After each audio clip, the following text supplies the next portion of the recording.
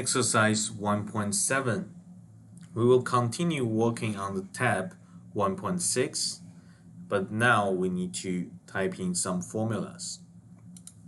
For example, this one, when we know the sale price is 500 and the purchase price is 375, as a business student, you can already see the profit should be the sale price minus the purchase price, right? And since that's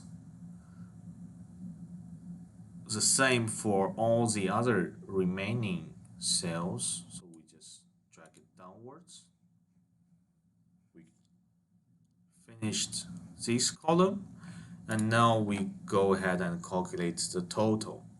So as recommended on the syllabus, we should use this button under Home tab, then Editing, and here Auto Sum.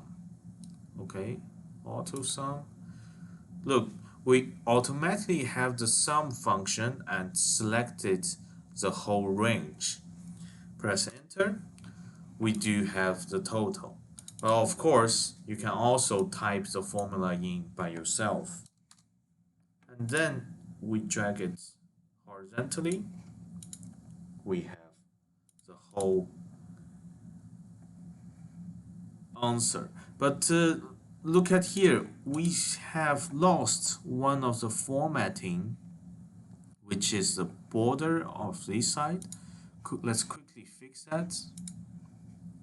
Format cells, and on the right side, and click OK. Yes, here we go. We come back.